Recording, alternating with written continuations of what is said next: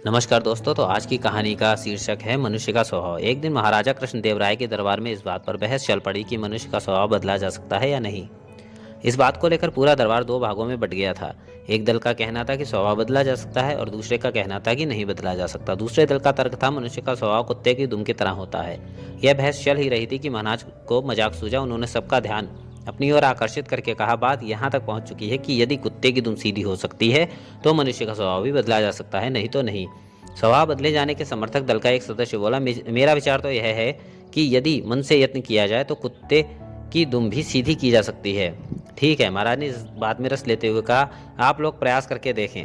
और फिर राजा ने 10 व्यक्ति चुने और उन्हें एक एक कुत्ते का पिल्ला दिलवाया तथा 6 माह का समय और हर माह की 10 स्वर्ण मुद्राएं निर्धारित की। उन सभी कुत्ते की दुम सीधी करनी थी।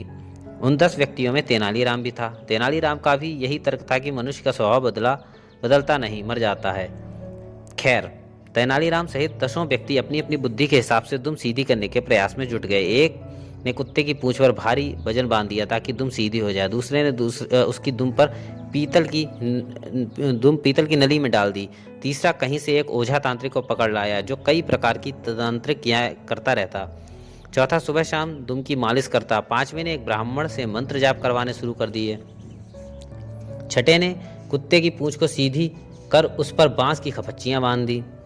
सातवें ने तो शल्य चिकित्सा करवा दी। आठवां नित्य कुत्ते के सामने बैठकर विनती करता कि भाई तुम दुम सीधी रख, दुम सीधी रख। जायका बदलने को भले ही कभी टेढ़ी कर लिया कर, मगर सीधी रख। नौवां कुत्ते को खूब घी, दूध और मिष्ठान खिलाता कि शायद अधिक शक्तिशाली होकर सीधी हो जाए। मगर तेनालीराम, उसने सबसे अनोखा तरीका निकाला। वह कुत्ते को केवल उतना ही खिलाता जिसे कि वह जीता रह सके। भूखा रहकर वह पिल्ला अधमरा हो गया। उसके अंग निर्जीव होने लगे।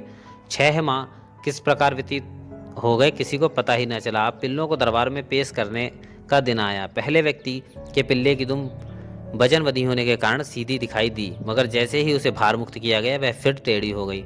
उस व्यक्ति ने अपना माथा पीट लिया। इस प्रकार सभी कुत्तों की दुम से जब पर्दा हटा तो वह टेढ़ी की टेढ़ी निकली। मगर जब तेनालीराम की बारी आई, उन्होंने कपड़े में से निकालकर अपना मरियल सा पिल्ला महाराज के सामने खड़ा कर दिया। लीजिए महाराज।